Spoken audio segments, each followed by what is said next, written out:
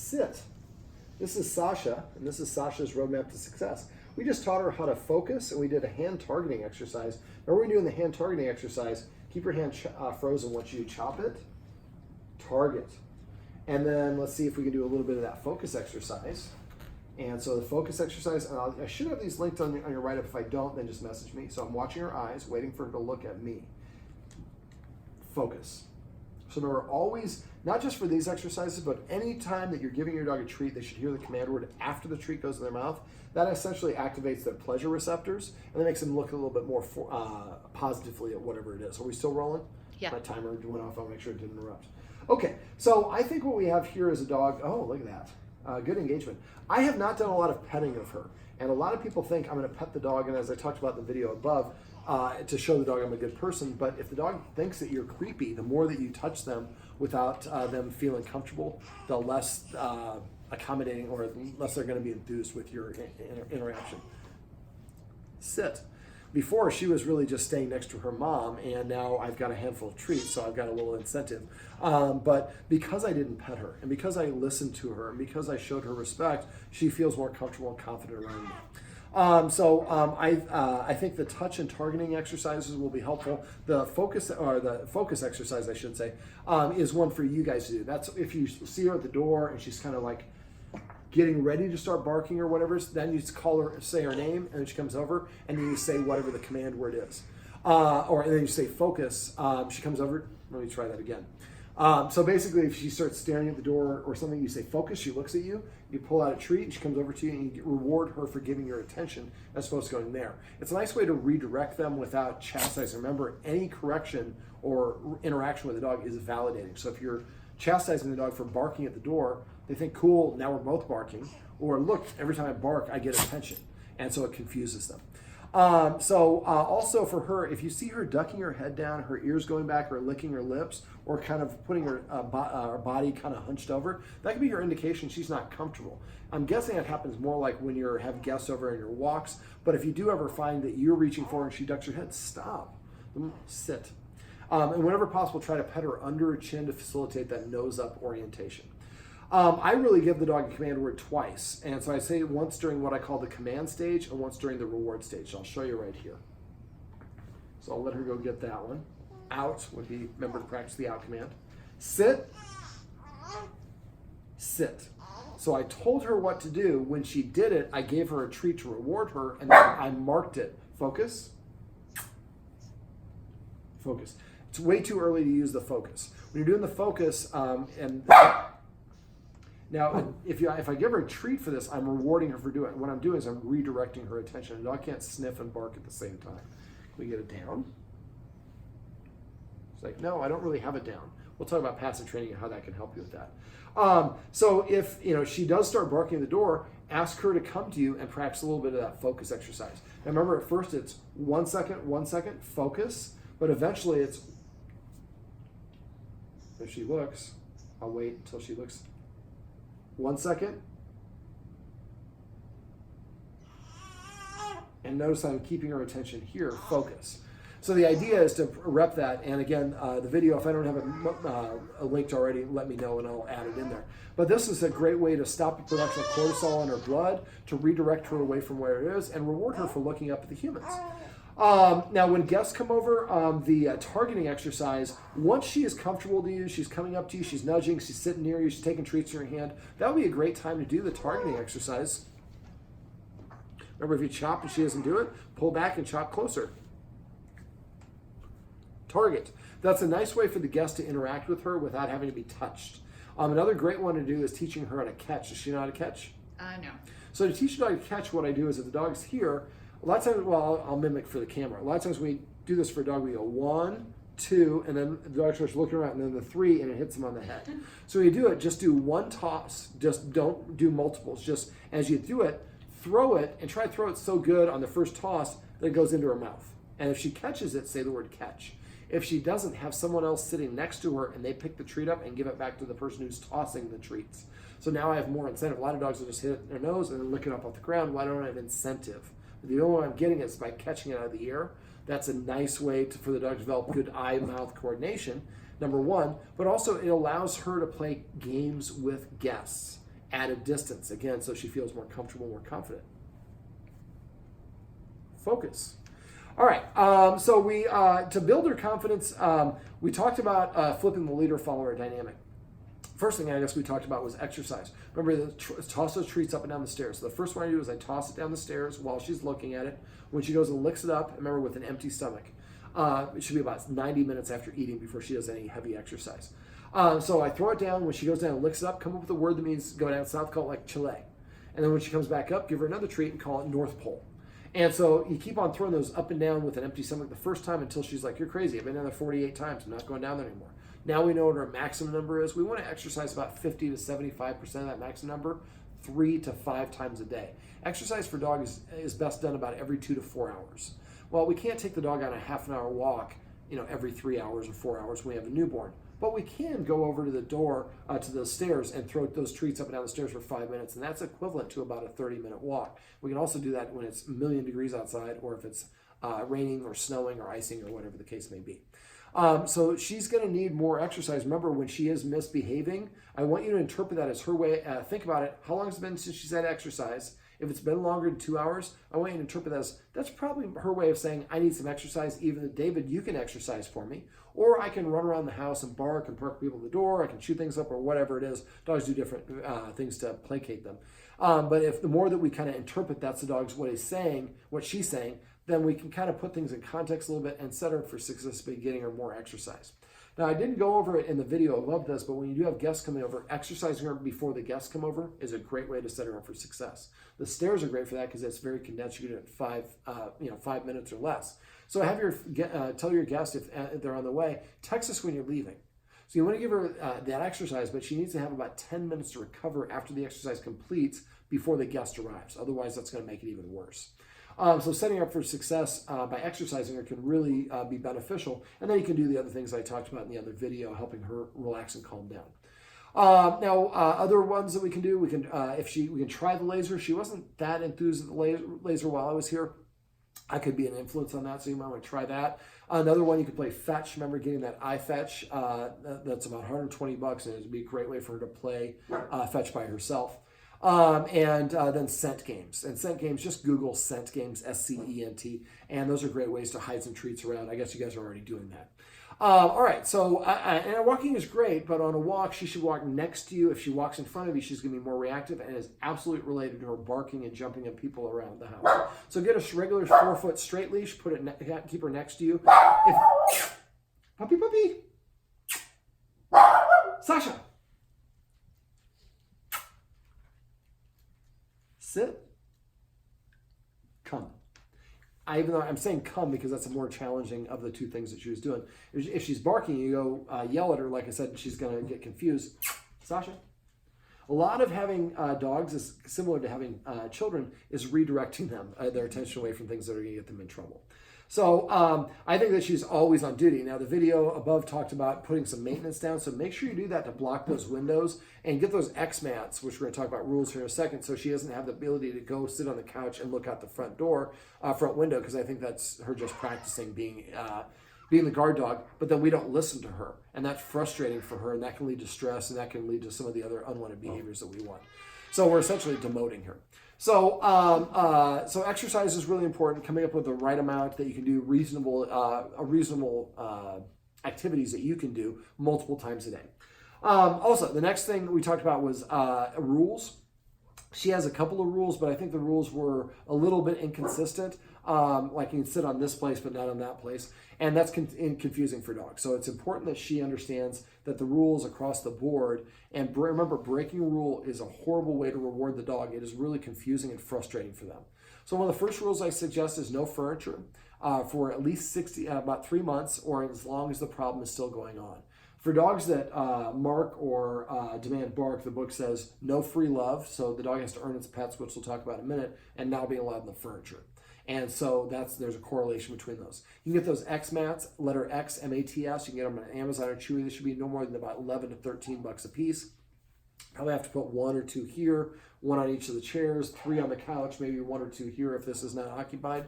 And that way she doesn't practice. And after about 66 days or so, she'll get in a habit of not jumping up.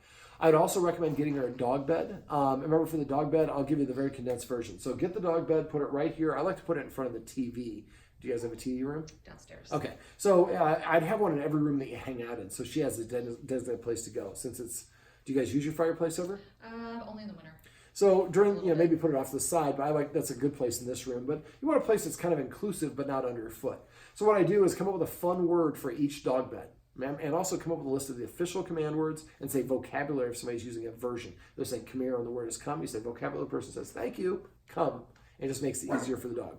And also try to come up with a half of your command words should be fun words. So if you're teaching her to lay down, through the passive training I'm going to talk about in a sec, every time she lays down, pet her and say chill or crash or yoga or zen or whatever you want. Come up with a funny word. So same thing with the dog bed. So let's say we'll call this one Jamaica. So the dog bed's here. I show her that I have a treat and I throw it onto the dog bed. When you get a dog bed, make sure it's a light cream, white, or light gray, no pattern on it. Preferably without a lot of crevices in it too. I like the one that's more like a cushion. Dogs' eyes are not very good for detail and for they're colorblind. So I want to be able to have a light color, so I'm going to put a treat on there. The contrast, I can see it immediately. So when the dog's looking, I throw the treat on the bed. As long as the dog's putting at least one paw on the bed, when it licks it up, I would say the word Jamaica or whatever the word is for the dog bed. Then the dog vacates the bed, I throw another one. I do this about 10 to 15 treats. Bang, bang, bang, bang. After a while, the dog's like, this is awesome. So we're doing this to entice the dog to go there or motivate them. Second way I do it is that when the dog's not paying attention, I sneak a treat over there and I don't say anything. This is why we want the light, contrasty color. The dog's like, I smell chicken liver. Oh, treat. And then it runs over. Don't point it out. Let her find it on her own. And just say the command word after it goes in her mouth. Third way I do it is I bring the dog into a sit, I'll lead him there, put him in a sit or an LAY, then give him the treat, and I would say the word Jamaica or whatever the command word is. These are 3 ways to entice the dog to go there. The next step is to reward her. So when she goes there on her own, then you pull out a treat and go give it to her, or you say the word or go pet her. So now we're rewarding her for doing it on her own. At first we do it to entice and motivate her to want to go there. So I would come up with do that with each dog bed and have one in every room in the house. And that's something that kids can help you with as well. I also, when it comes to kids, I always have a firm rule that if the dog is on the dog bed, none of the kids are allowed to interact with the dog. That way the dog has a safe place. If I don't want to play with the kids and they're not letting me sleep, I go to the dog bed and I'm on base, I'm safe. I've read too many case studies of dogs with no bite history that bit a child because the child wouldn't listen and they don't understand when the dog kept on moving away. That's the dog's way of saying, I'm overtired, I'm overheating, I'm done, I'm frustrated, and we don't want the dog to have to nip because then the dog's the bad guy. So giving him some safe places can really help. I also went over how to teach the dog to leave the area. Sasha? So one of the rules is the dog shouldn't be around 7 feet within anybody who's eating. So let's say that we're in a carpeted area here in front of the carpet, in front of the couch, or in front of the table here. So if I want her to leave, what I'm going to do is show her I have a treat, throw it 3 feet outside the area. Oh, Sasha, it's right there. Out.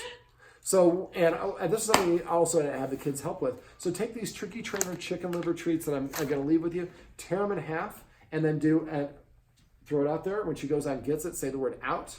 Then she comes back, do it a second time. Do this for every doorway or area that you want her to vacate, the kitchen, the carpet around the dining room table, and so on. So we do 2 outs for every room or doorway in the house. Then what I would do is be right here and then throw the carpet into the kitchen. And when the dog licks it up, I would say kitchen, living room, dining room. I prefer one-word commands. Maybe call it restaurant names instead of kitchen. But the idea is now we've conditioned the dog to leave every room in the house. For this one, I prefer what I'd like you to do is do this one. Have your son do this or do it at least once a day for 7 days straight. So again, 2 treats out, boom, dog comes back, boom, then go to the next place, and then come back and throw the treat into the room. If you do that every like twice a day for 7 days straight, you probably should be able to say out and the dog leaves any room voluntarily, or you can get him to go to the kitchen or wherever you want. Then we talked about other rules. Like I said, not being allowed within 7 feet when anyone is eating, not being allowed in the kitchen when we're preparing food. When we're not preparing food, you can come and go. Whoever's feeding the dog should eat something first, and then we feed the dog after. Don't leave food in the bowl. So put the food in the bowl, don't let her have it, and then you eat something first, and then when you get done, all you have to do is 5 bites of a cracker or something, whatever it is. Then go over and tap the bowl, call her name once or twice, give her about a minute to come over. If she doesn't come in a minute, Pick up the bowl and dump it empty and put the empty bowl back on the ground. If she comes and sniffs it, as soon as she walks away, pick it up and dump whatever's remaining and put the empty bowl on the ground. 99% of the time, the dog will go and lick the empty bowl. And then at that point, there's no food again until the next meal. It's very common for dogs to go 1 or 2 days from a free feeding situation without eating until they actually eat. Now, you're giving the dog an opportunity to eat, they're just choosing not to. That's on the dog's tab, not on our tab. But if you get in a habit of this, eating is a supremely important activity for dogs. So every time we feed our dogs, it's a little micro dog training session. Okay, let me see. What else do we go over? Sitting at the door. So if you go to the door, tell her to sit. Sit. She happened to do that right away. So if I go to the door and say sit, if she doesn't sit within 3 seconds of me saying it the first time, I walk away and I sit down somewhere nearby, wait 60 seconds, and then go back and tell her again. Only tell her once. Remember, the more you say it for this and any other command, if you repeat it over and over again and don't follow through, that's your way of saying I'm not that serious about it. So tell her to sit. If she doesn't sit this time, I walk away for 1 minute. Next time I walk away for 2 minutes, and I'm sitting down every time I walk away. Then 4 minutes, then 8 minutes, sit. I keep on double length of time until when I go to the door and say sit, she sits. And as soon as she does, I fly that door open. At first I do with whatever direction the dog wants. If she wants to go outside, do it with her inside, but eventually I know when to do it with both directions. So now the dog will just go sit at the door as her way of saying, I'd like to go outside, please. Now she does a little bit of what we call manding, where she comes up and sits in front of us. When I deal with little kids, I ask the kids, I'm like, would you say thank you before or after I give you this little piece of chocolate? And they're always like, before? I'm like, really? And they're like, after? That's right. So petting our dog is how we say thank you to our dog. So instead of thanking the dog before or for no reason, ask if you want to pet the dog or the dog's demanding attention from you, I want you to tell the dog to sit. If it's already sitting, ask it to come and sit over here or ask it to lay down. So laying down and sitting are kind of more subordinate, respectful body postures for a dog. If it won't sit or lie down, it's a good indication it's uncomfortable or doesn't feel relaxed enough to do it or doesn't respect you as an authority figure. So basically I say sit. When she does sit, I pet under the chin, say the word sit once, and then I pet as much or as little as I want. So after a while, the dog will learn if I tell the humans what to do, nothing happens. But if the humans tell me what to do and I do it, they hook me up. I get a reward. So now I'm motivated to want to do that, and the dog will start coming and sitting in front of you, which she already does for some of the guardians. And she'll learn that sitting is a polite way to ask for attention, which it is. Now, remember, I use the watchword paycheck. If someone's petting the dog without a purpose, I say paycheck. Even if that person did it right, they have to stop petting the dog, tell the dog to sit. They sit, we pet her on the chin. We say, actually, I asked her to sit. When you opened the door, she stood up and I continued petting her. But thanks for reminding me, because I do forget. So I use paycheck if we're petting if I suspect someone's petting without a purpose. I use vocabulary if we're using a different version of the word. I say repeat or rerun if we're repeating the word over and over again. And that's really important that you don't do that, because that's actually one of the things I do to help eliminate problems. A lot of people say, should we take the dog for a W? A-OK. They not only spell it, they whisper part of it.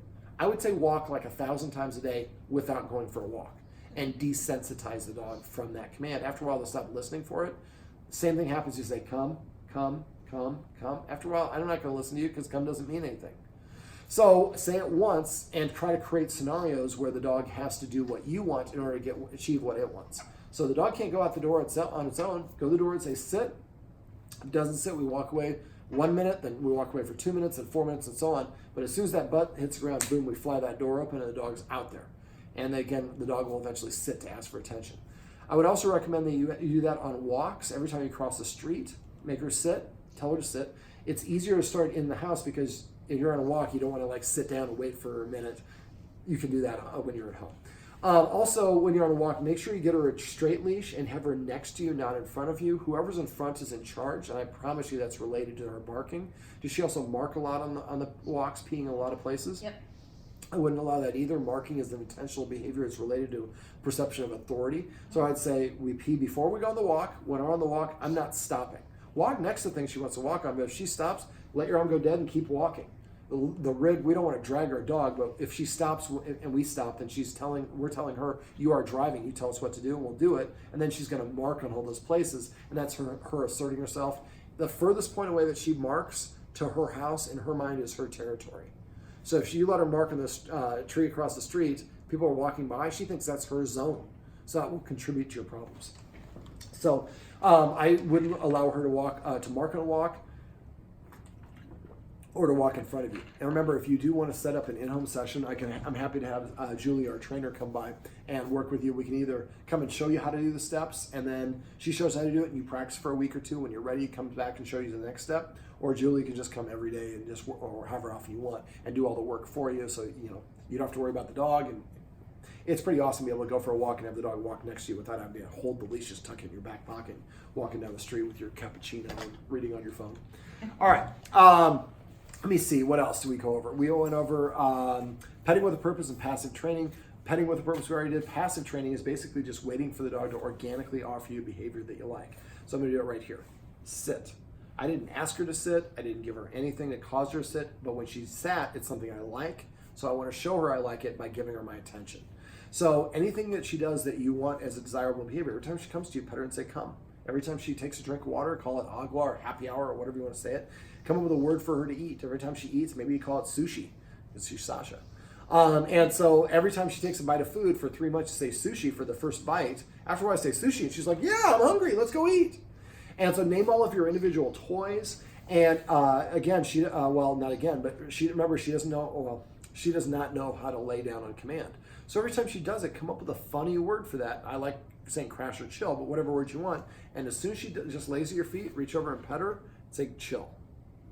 After a while, she's like, every time I lay down, they're all over me. Maybe I'll just lay down and I'll get some attention. That's called manding as well. So we're just conditioning and teaching her these are the things that we like, and we're showing through our actions these are the things we like because we immediately stop what we're doing and give you attention. One of the dirty secrets with dog behavior is always following through. But in the dog world, if a dog wants something, it's going to stop everything and achieve that one thing, whatever it is. So the more that we do that in the short term, the better it is for the dog to learn.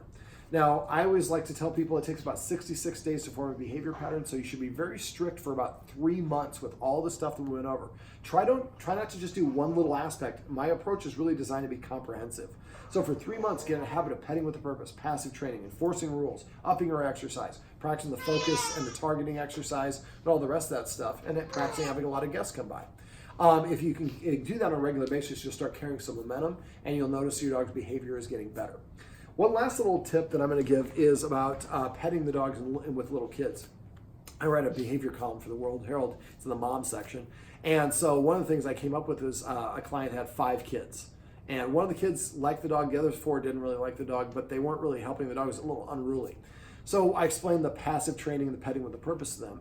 And what we did is we went and got, mom did an art day or crafty day. So she went and got like mugs for each one of the kids, and they all sat down at the kitchen table and they put glue and the name on it and sparklies and all the stuff they want. And then mom said, hey, you know that every time we pet our dog to say thank you, if you come and tell me that, I'm going to take an M&M, I'm going to go put it in your jar. And then at the end of the day, all the kids go to grab their jar, they come to the dinner table, they put them down and they count up. Whoever has the most can maybe, you can do it a number of ways. This woman ended up going and getting a slice of cake, and that kid who got the most got that plus the M&Ms. Some people just do the M&Ms. There's nothing wrong with that, or whatever the Mike's and Ike's or whatever they like. And if you don't want to have sugar that late in the day, then give it to them next day. Hey, however many you get today, that's what you get for your snack for tomorrow. She had 5 kids, and the first night, like one of them had like 40 M&Ms, the other one had one had 2, and the other had nothing. Well, then jealousy kicked in, and she's like the second day, all of them had like 30 to 50, and she's like, within a week, our dog started sitting to ask for attention. It was coming when called. It was doing all this stuff because now 5 kids, 50 practices a day of positive behaviors. Now the dogs start to emulate the behaviors that you want, and so it's a great way to give your dog to motivate your dog, and also help your children be more motivated to want to work with the dog. And if you're coming up with those fun command words, try to have your kids come up with the fun words if possible, because that way that a little bit more endearing. Since you have a number of little ones in the house, people come over and you have those funny command words. That is going to make you have the really cool dog. Kids that like dogs are far less likely to tease them. I don't think the children who lives here are going to tease her, but it's possible one of their friends might. And so, but if the dog has some fun command words and is more engaging, that's probably going to help quite a bit. All right, anything else I want to go over here that I haven't gone over? Okay. Sasha, come. See, I'm saying Sasha instead of saying, I should be saying come.